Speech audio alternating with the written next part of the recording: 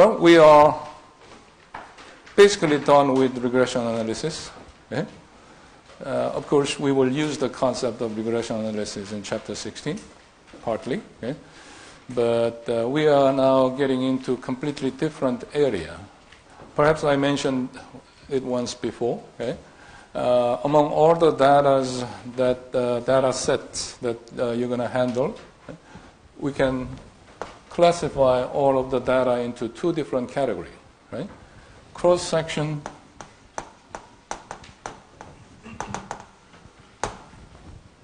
data versus time series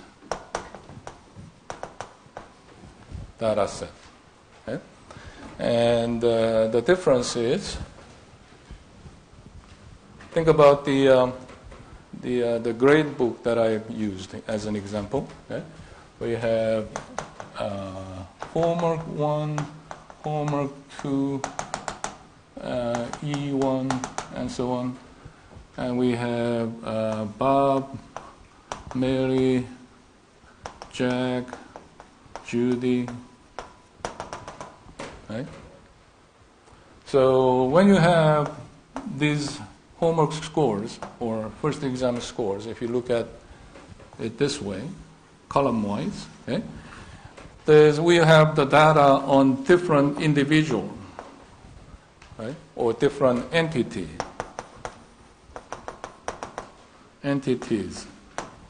Okay? Entities means it could be person, it could be individual people, person, right, or it could be company. Right? If you think about Dow Jones or stock chart, okay? The stock price as of, say, January, February, March, and so on. And you have GE, whatever, American Airlines,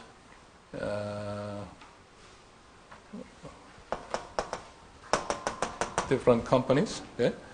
So you can have the information on different companies or different individual, right? Okay? That's what we mean by cross-section data. Okay? Cross-section data are the information collected on different entities. Okay? Time series data are the information collected on one individual or one entity over different point in time. Okay? So if you look at row-wise here, right? The Bob's homework score, exam score, and so on, right? Over time, you can say this is a time series data. Well, this is a slightly different format, but considering that these assignments and exams were given at different point in time, okay? You can still consider this time series data. Okay? But if you look at let's say G's performance, let's say their quarterly earnings, okay? On the first quarter, second quarter, and third quarter, and so on, right? Then this is definitely a time series. Okay? So as you can imagine, in economics and business, we deal with time series data frequently. Okay? A lot of the data or information that we handle are time series data. Okay? Ultimately, what we want to do with time series data is forecasting. Right? Just like when we were dealing with regression analysis, ultimately what we wanted to do was making a prediction, right? Prediction on Y variable. Okay? Well, here in time series data, our interested variable, okay, is still Y. Okay? And instead of Y as a function of x1, x2, and so on, right? We are dealing with Y as a function of time. Okay? So graphically, let's say this is G performance. then you have Q1, Q2, Q3, Q4, say 2000, and the next year 2001, Q1, Q2, and so on. Right? So we're going to have something like that. Right? That's the dependent variable. An independent variable is time. Okay? Of course, unit of time could be quarter, years, months, hours, seconds, whatever. Right? It could be many different type of measurements of time. Okay? So that's what we are dealing with. Okay? So you might think, well, what's the difference? Okay? If you have just simple linear regression, y is a plus bx, or let's say beta naught plus beta 1x, okay?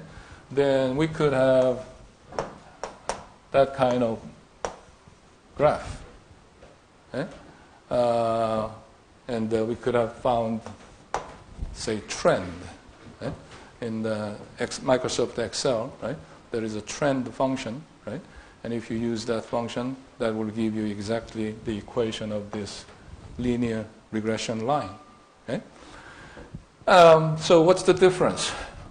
Well, the difference is there's one little assumption we had to deal with previously, right? Serial correlation.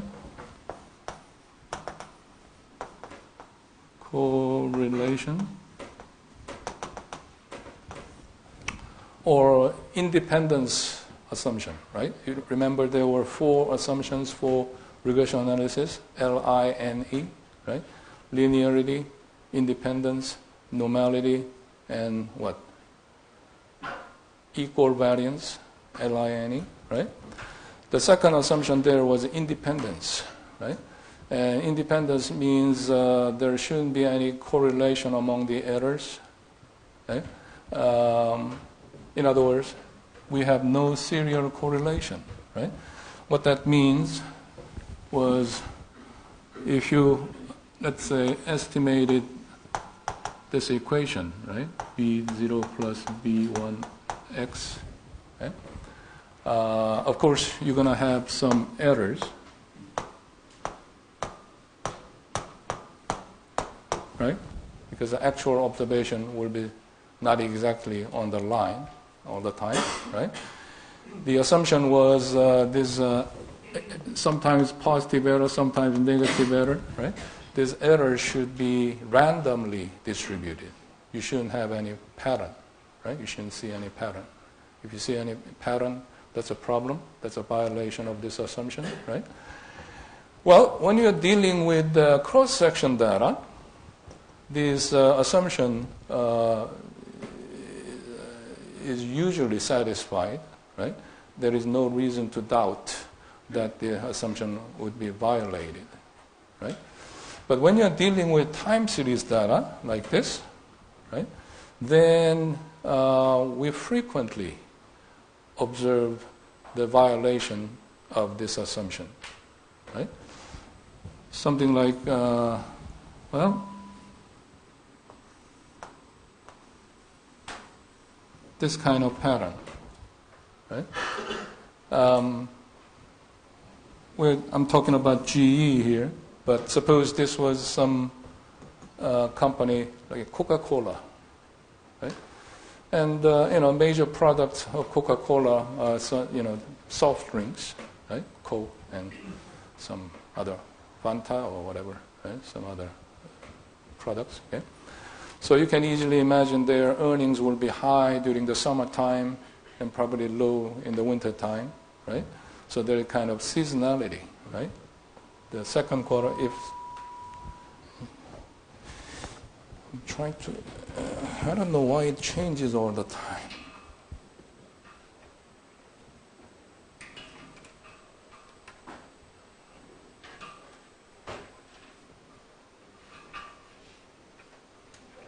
Okay. I'll try to speak a little. I think this one is making some difference too. Okay. If the second quarter belongs, if the let's say June, July, August belong to second quarter, right? Then it will be above the trend line, right? During the winter months, it will be below the trend line, right? And that repeats, right, every year, right? So if you just use simple linear regression to fit this equation, y hat as y b beta naught plus b1 time, right? Then when you look at the error or residual plot, okay, you're going to have this kind of pattern, right? That's the problem. Okay? So that's why we don't really apply this regression technique directly to the time series data when we are dealing with time series data. We have to use a little bit different technique. Okay? Actually, quite different technique. Okay? All right. So here, the first slide talks about importance of forecasting. Okay? In other words, importance of time series analysis in especially business and economics fields. Yeah? Government forecast unemployment rates, interest rates, and expected revenues from income taxes for policy purposes, right? When whether you run the government or whether you run a company, right, or a school or whatever, right, you have to make some plans, okay? Plans for the future, right? And in order to make any plan for the future, you have to have some idea what's going to happen in the future, right? And that's the concept of forecasting. Okay? So if you're running the government, you will have to forecast many numbers, right? Population growth, especially when you're dealing with, say, city government, right? Then always try to project the growth rate of the population in that particular city or area, right? And then you also have to try to predict, many the other factors like inflation, okay, interest rate, okay, and so on. Right? Marketing executives try to forecast the demand, sales, consumer preference, all kinds of those variables. Okay? College administrators forecast enrollments. Okay? Well, right now the situation in Korea is the population is, well, the college age population is projected to go down, right, to shrink, right? So the education department is trying to reduce the number of colleges, right? And they're doing all kinds of, things, require all kinds of standards to these colleges, right? And if certain colleges cannot meet certain standards, right, they are closing down these, the colleges, right? Yeah, so that's based on the forecast of population forecast and the forecast of enrollments in the future. Okay? Retail stores forecast demand to control inventory levels and to decide to make the hiring decision, okay? And so on. Okay? So I think you can easily agree that the planning is essential in any business, right? And in order to make plan, you need to forecast, right? You need to make some projection for the future, right? And for that purpose, we are going to use time series analysis. Okay?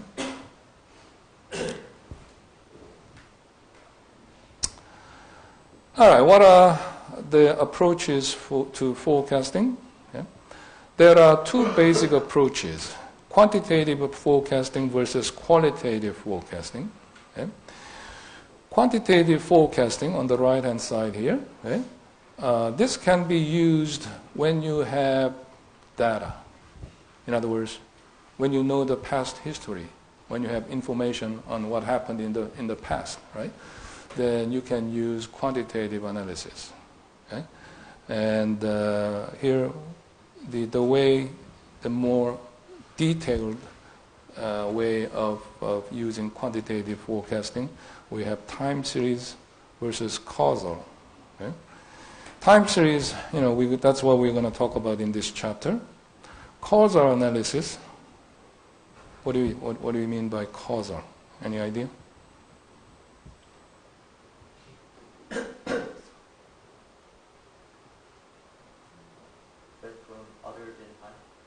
Other what? Other than time. Other what? Other than like time. That's from other variables. Other variables? Yeah, okay. Causal, it comes from cause. Yeah? What is causing this variable of interest to change? Okay? In other words, what are the factors that change the y variable, what brings the changes in y variable? Well, we've been talking about that for the entire semester, right? Something like this, right? So x1 causes y to change. What's the relationship? In other words, if x1 increases by 1 unit or 1%, what happens to y?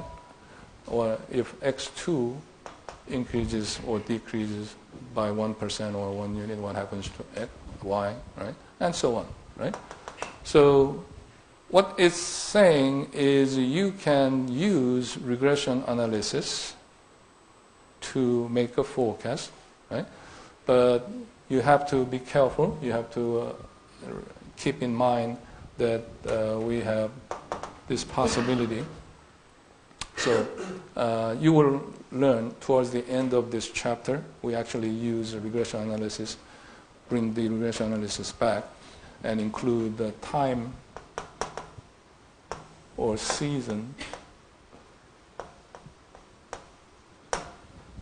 something like season variable, okay, to find out the effect of season on, let's say, on your sales, holding other things constant, right? That will be the causal analysis. Okay? Time series analysis will be purely based on time. Forget about all other factors, right? What's the trend? What is the trend and pattern? Okay?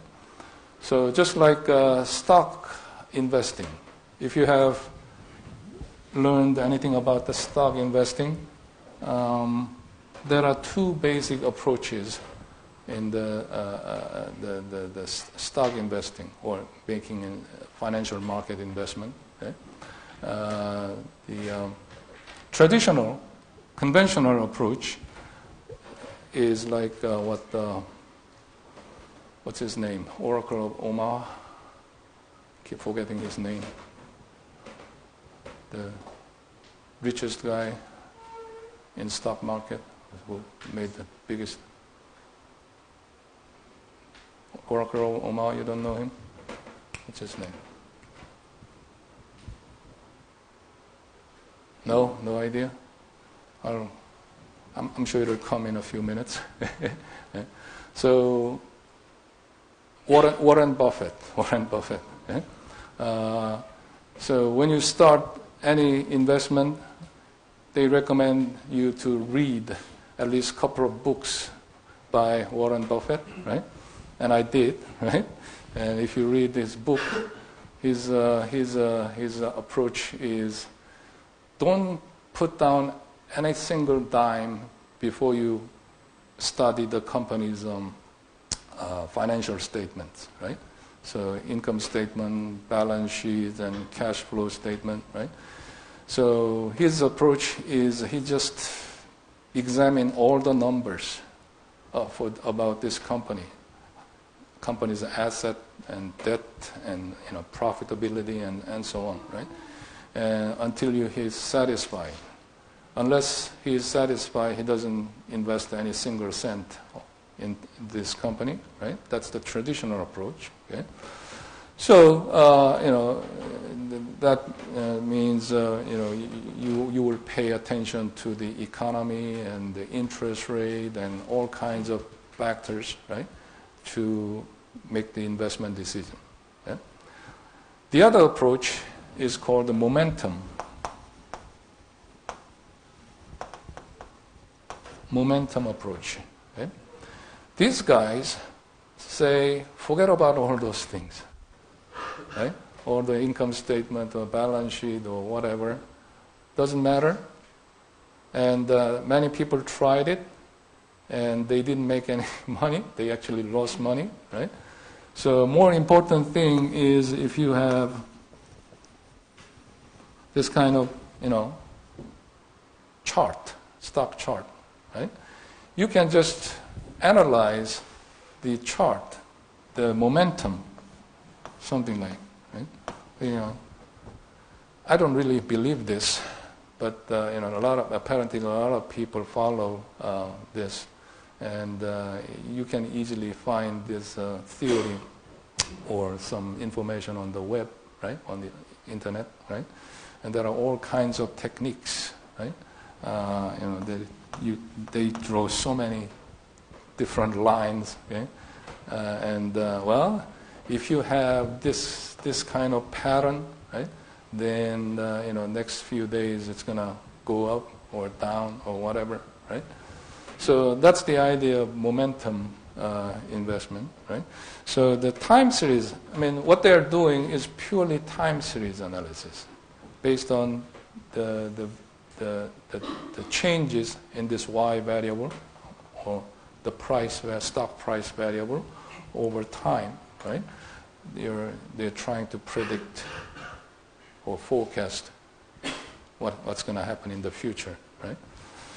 Well, usually near-term forecast tends to be fairly accurate, but longer-term forecast tends to be less accurate, of course, right? So that's, I guess, if you're trying to make a forecast for tomorrow, right, then maybe you're more fairly successful. You can be fairly successful, right? Well, for me, it didn't work. Okay, anyway. So that's the time series approach versus causal approach. Okay? Sometimes, though, we do not have this actual data, and yet we have to make a forecast. We have to make a decision, right? So either this kind of event has never happened before. This is the first time we're trying to do something, right? Completely new, right?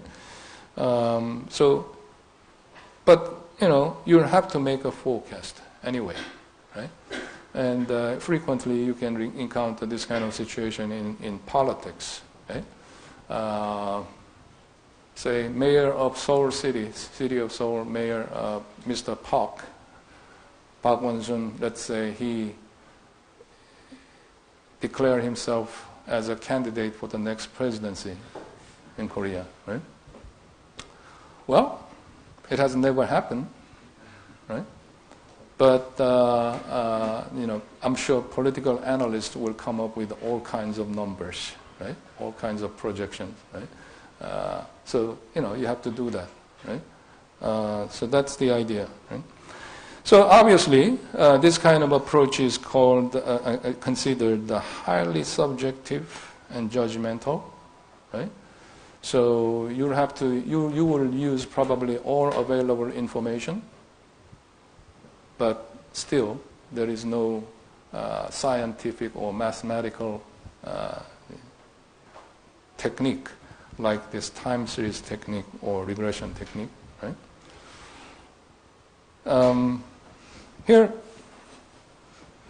most famous technique used in that case, the company, let's say a company is trying to start a new business, okay? And despite their efforts to come up with all kinds of relevant data, they cannot come up with really useful data for this completely new venture, right? Then, frequently what company does is use Delphi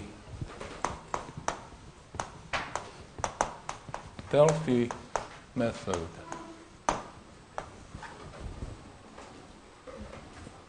Some people pronounce it as Delphi, some people pronounce it as Delphi. I think most Americans pronounce it Delphi. But Delphi is actually a name of a location, the name of the region in Greece. Have you ever heard of Delphi? Oracle of Delphi? Never heard of Oracle of Delphi?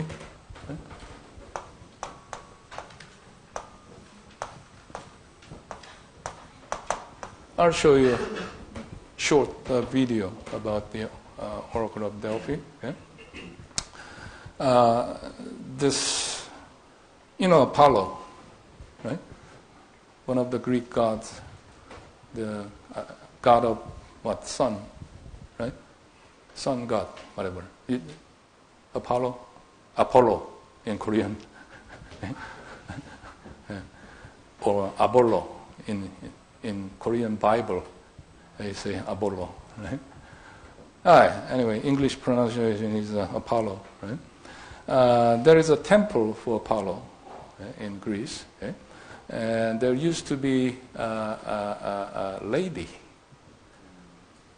prophet, right? And she used to be considered know-it-all. So, all the politicians, business leaders, or individuals, aristocrats, right? Rich people, right? Before they make any important decision, they came to this lady, right?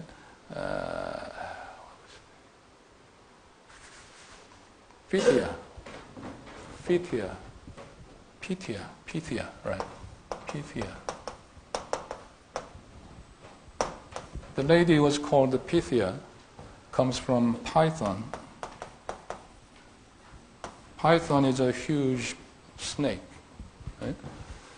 And there is an interesting story. I'm sure you can find that, or maybe you have read it. Okay?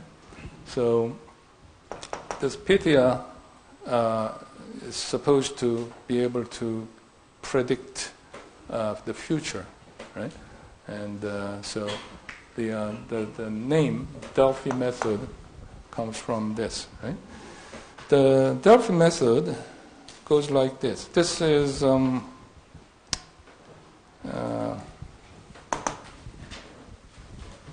collects responses to a sequence of questionnaires,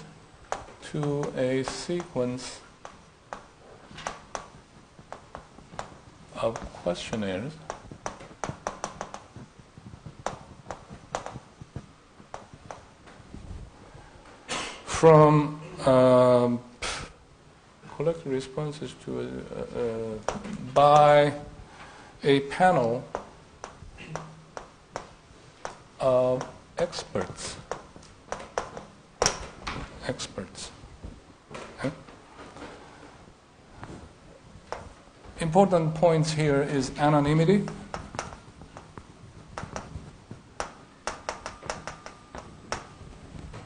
And responses shared among experts. Responses shared. Let me write it down. Responses shared among the experts. And usually no more than 2 to 3 rounds.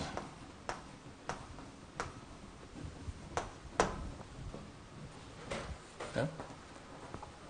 So the story is, let's say,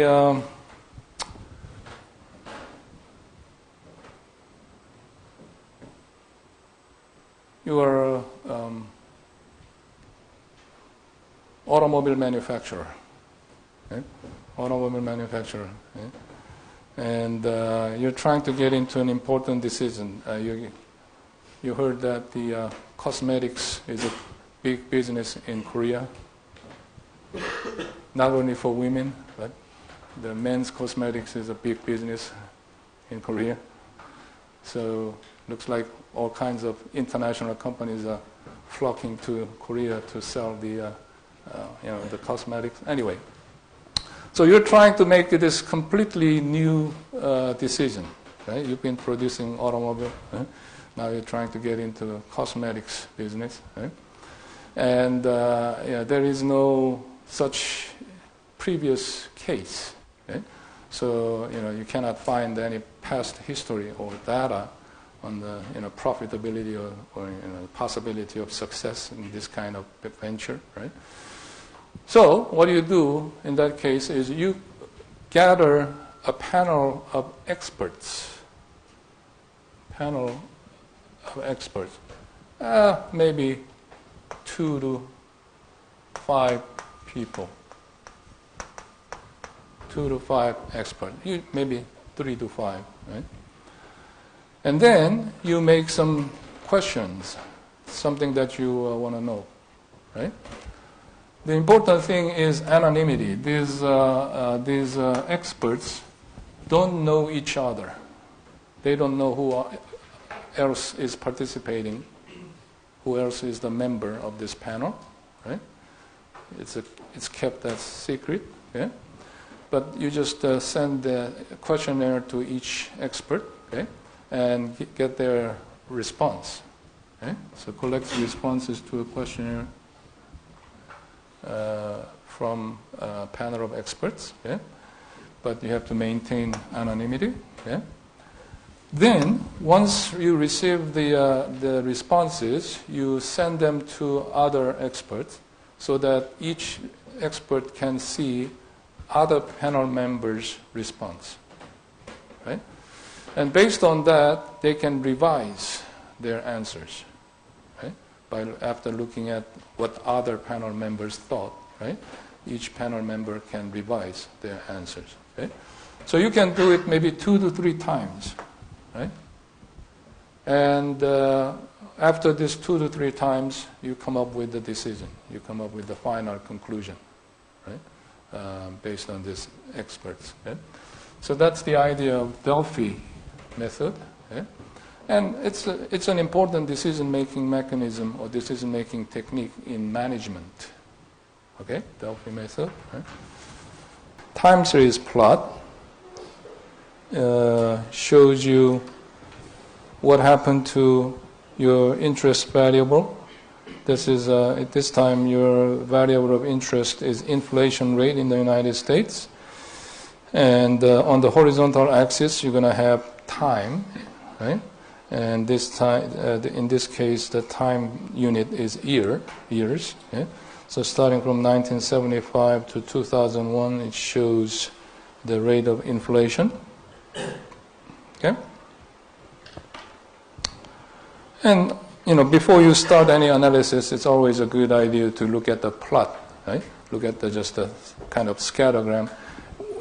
When we were doing regression analysis, I recommended you always start with the scattergram, okay, between y and x. Okay? By looking at this scattergram, you can get some idea of the kind of relationship between y and x. Okay? In time series, why don't you look at the time series data? Okay? The difference here is what's the difference between scattergram and time series plot? Yeah? Well, when you were dealing with the y and x in cross-section data, right, for particular x value, let's say 10, right, you could have had multiple y values. Because sometimes for, let's say, 10 ounce of fertilizer, right, you could have collected, say, 25 pounds of tomato, right? But sometimes it could result in 35 pounds of tomato, right? So you could have multiple observations for one particular x value, right? When you are dealing with time series, they cannot happen, right? Because we have time on the horizontal axis, right? And you're collecting one particular variable, say inflation, annual inflation rate, right? So if you have 1980, 1985, and so on, right? For one particular year, you can have only one observation. You cannot have more than one observation for each particular value of time, right? So that's why you can have just this kind of plot rather than scattergram, okay?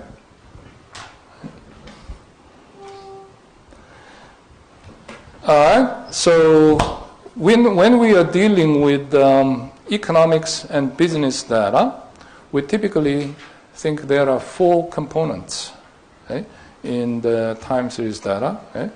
There's a trend component. Trend component shows us the long-term trend. Okay? So when you think, let's say, inflation, annual inflation over the years, okay? There may be some long-term trend, okay? Something like that. Okay? So typically we call it the overall persistent long-term movement of the data, okay? Or many times we call it secular trend. Okay? Again, that's the same thing. We think about GDP data of South Korea, let's say, right? Starting from 1950, let's say, 1950 to 2015, right? Then, of course, right? You will see, a lot of movements, okay? But the trend may be something like this, okay? Some exponential growth, okay? The explosive growth since 1970s, something like that, right? Cyclical component deals with the usually business cycle, okay? So in the let's say GDP, okay, of South Korea, okay? Even though there is an increasing trend, okay? Sometimes it's above the trend, sometimes it's below the trend, right? Due to some business cycle, recession, recovery, boom, and so on, right? So typically, in the business cycle,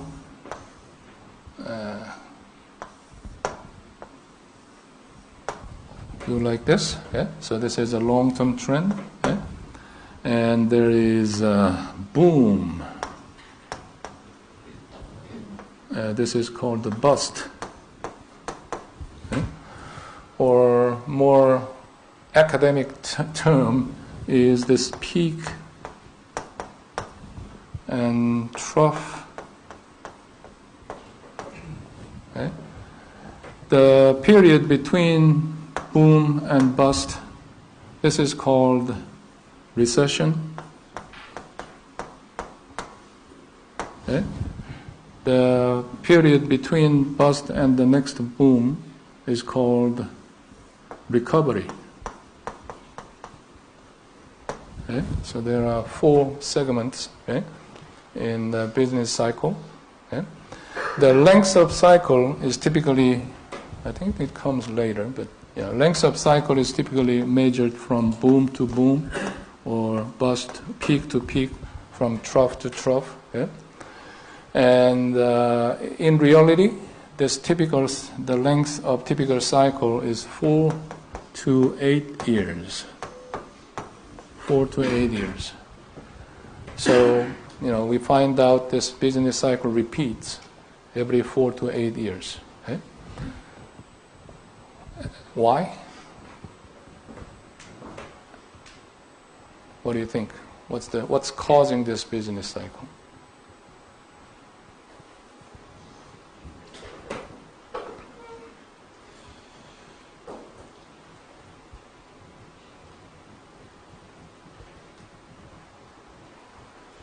Any reason? Many reasons? Good answer. But we call it political business cycle. Right? Political business cycle. Yeah? Because the nuance is this business cycle is caused by politics, and the evidence is that it is repeating every 4 to 8 years. Okay? Because every 4 years we have presidential election. In Korea it's every 5 years. Okay? But in most countries, every 4 years. Okay? So, when the election time comes, the incumbent government will do everything possible to strengthen the economy. Because if the economy is bad, then the incumbent government, incumbent party, right, will not be able to be re-elected. Right? There's a chance for re-election is very slim if the economy is terrible, right? So, when election in Korea next year is election year, right? 2017, right? So starting from, I guess, about this time and the next year, right? The incumbent party will do everything possible to strengthen the economy, right? They're doing, this. How do you do that? Well, usually spending, right? You spend a lot of money, right? And reduce taxes, right? Well, so that usually causes recovery or strengthening economy, right? But once you are elected, you can't do that anymore, right? Once your party is elected as president or majority in the Congress, right? You have to reverse it. Why? Why do you have to reverse it?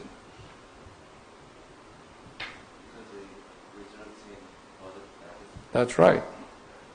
I mean, no government has unlimited budget, unlimited resource, right? Every government has, every country has, every city has limited budget, limited resource, right? So, last year or year and a half, you have spent so much and you have collected, lower taxes. That means your budget is probably in deficit, right? So, as soon as you are elected, you have to reverse the course, right? You cut the spending, increase the taxes, right? Otherwise, your government will go bankrupt, right? So, when that happens, the economy slows down, goes into a recession, right? And a few years later, when the election approaches, you have to do this again, once again, right? So that's so far the most popular and credible reason or explanation for this business cycle. Other than that, there is no reason why in this boom and recession and recovery will have to repeat every 4 to 8 years. Okay? So unfortunately, we see that in a lot of economics and finance data. Okay? And then seasonal component. I explained it already, right? A lot of businesses have this seasonality. Okay? Not only in the software industry, apparel industry, is the retail merchandising industry, like Walmart, Target, or Family Dollar stores, all kinds of this retail industry. In Korea, what E-Mart, Home Plus, or whatever, right? These businesses, right? I worked for Family Dollar stores for 1 year as a senior analyst, okay? And so I know that. I mean, in most of the retail industries, their Christmas sales, starting from November and December, 2-month sale, is almost half of their annual sales. Okay? It's a huge sales, big time, right? And so, starting from beginning of year, in the Christmas plan starts in February, right? So, Christmas is a crazy time. December is crazy time. And so, in January, everybody slows down, and you have to do some, the cleaning up, right? All kinds of cleaning up. But starting in February, they plan the next Christmas. So you have to come up with what's going to be, that's another forecasting. You have to forecast 10 months later, 10 months after, what's going to be popular, what item is going to be popular next Christmas, right? In apparel or toys or whatever, right? Or what kind of gifts will people give, right, for next Christmas, right? So once they are determined, then you have to search for suppliers, okay? And of course, these days, most of the supplies come from China, okay? So in second floor of this headquarter, Family Dollar's headquarter building, right? There's a huge lobby, okay? And you always see these people with these bags, they're trailing their bags, they're travel bags, right? Huge bags, usually more than one, right? So these are the salespeople from China or some other location, and what they have in the bags are sample, right? So the department that handles this purchasing department, right, will see these salespeople and discuss the quality and the price and everything, right? So by March or April, you have to place order of these items, right? How many, what items, how many, what the price is, right? So once the order's placed, this item will be shipped to the United States from China probably by June, right? June, July, right? So by August, September, you have to start distributing these items to the local stores, okay?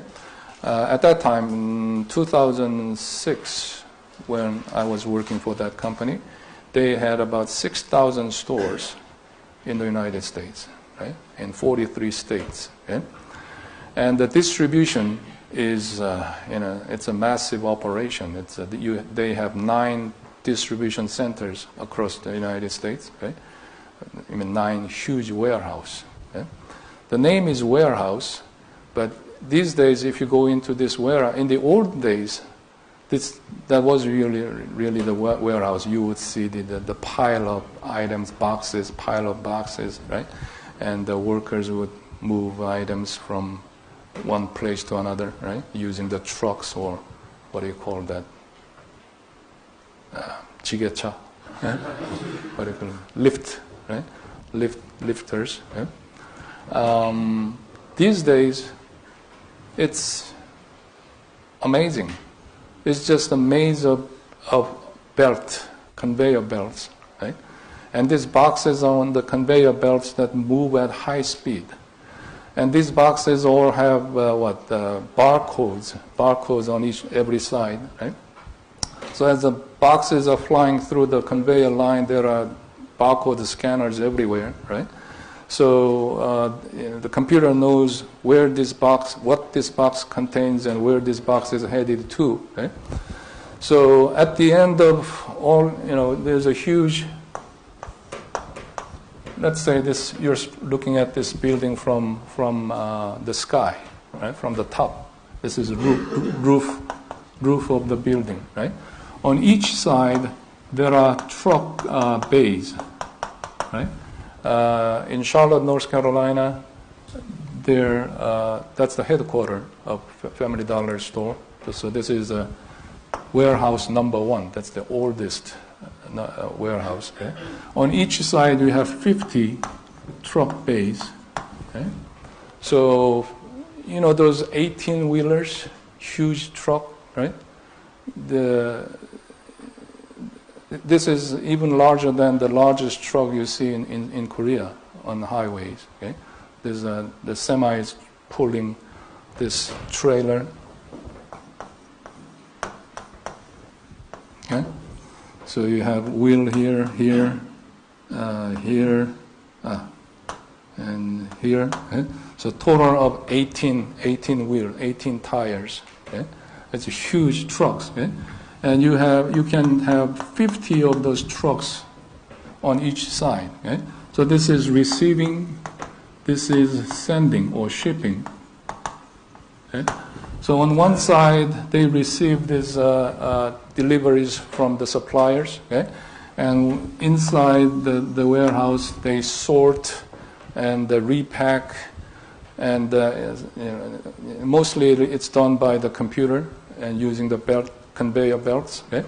And on the shipping side, shipping dock, so all the boxes come piled at the end of the building, right? And so these days, really, there aren't many human labor inside the building. Everything's automated, right? The only thing that people do these days is once you have all the boxes, all kinds of boxes, starting from cookies and detergents and apparels and whatever, right? And let's say this truck goes to South Carolina, right? South Carolina, say Central South Carolina, whatever, right? Then the people just already piled boxes on this dock, right? They put them on the what do you call it? Some sort of board, right? And wrap around with plastics and push them into the truck. That's it, right? So, all the sorting and the moving the boxes are done automatically. Right? It's a very high tech operation. Okay? People are expensive, and that's another story. But one project they asked me to do was how can we save cost in warehouse because the turnover is just too much. Okay? In other words, people quitting. The people in the warehouse quitting their job. Okay? And you have to constantly hire new people, and you have to train them, right? And that's very expensive, right? And well, we analyzed everything, including the temperature in the warehouse, because it's very hot, right? Inside the warehouse, especially southern area, southern region in Texas, or South Carolina, North Carolina, it's very hot. So they thought, well, that's why people are quitting, just too hot. They can't stand the heat, right? So if we lower the temperature by, say, 5 degrees, how much is it going to cost? Something like that. We did all kinds of analysis. But then I learned something, right? In North Carolina, Charlotte, North Carolina, okay, every month there are about 400 applicants. 400 people come here and apply for the job, okay, to work in the warehouse. Okay? But there is a mandatory drug test in the United States, because so many people use drugs. Okay? You have to do the urine test, and after the drug test, guess what? About 3/4 of them, 300 people fail the drug test. Right? So they're left with less than 100. Right? So basically, if you apply and if you pass the drug test, you are accepted. Right? There is no quality screening, or you just accept everybody, just about everybody who passes the drug test. Right? And that's why the turnover rate is too high. Anyway, so we're going to continue this discussion on Thursday. All right.